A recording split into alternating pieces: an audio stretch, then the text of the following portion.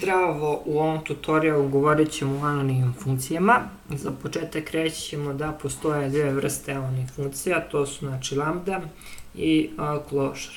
Ovaj koncept anonimnih funkcija nije svojstven samo PHP-u, već postoji na primjer i u drugim programskim jezicima kao što su JavaScript i kada ovladamo u PHP-u lakše ćemo koristiti i u drugim programskim jezicima.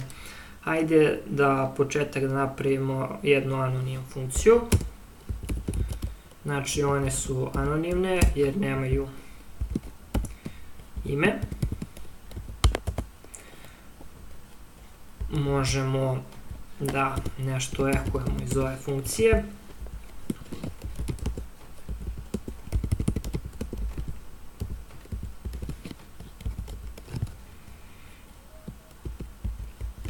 I ovo je potrebno da snimimo u jednu promenljivu.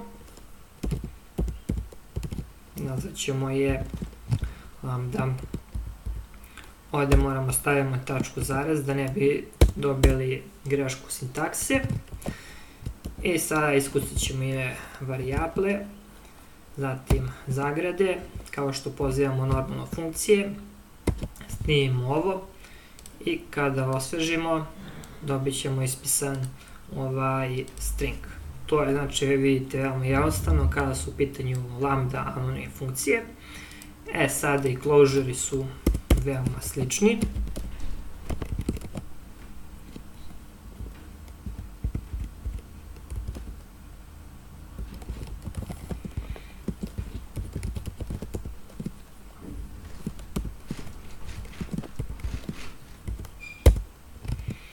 Sada u čemu je razlika?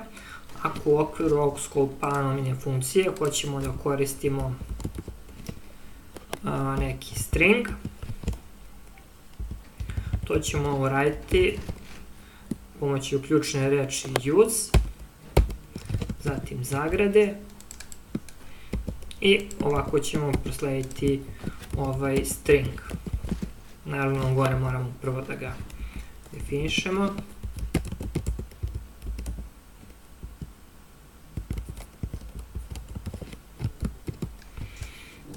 Ovdje radi čitljivosti, ajde dodamo jedan još br tag.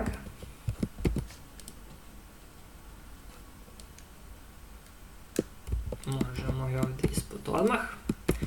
I sad kada osvežimo, zaboravili smo ovdje da je u pitanju varijabla,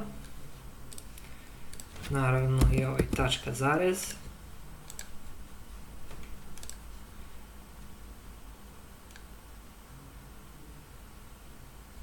I još moramo, kao što smo gore radili sa lambdom, da pozovemo closure.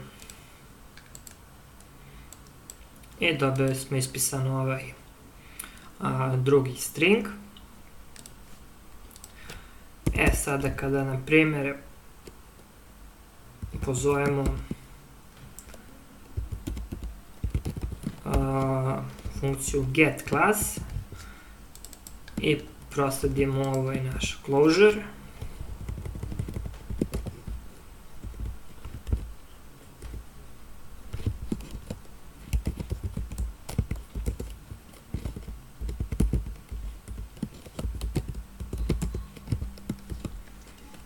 dobit ćemo obaveštenje zaista da je closure u pitanju. I to možemo da uradimo sa ovom lambda anonimnom funkcijom. Ali i dalje znači pisat je closure. Također možemo da provjerimo da li je ovo callable.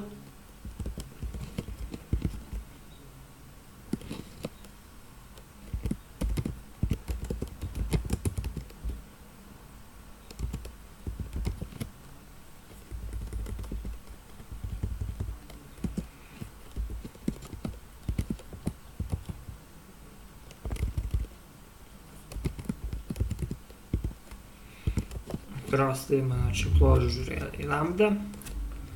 Ajmo closure promenljivu.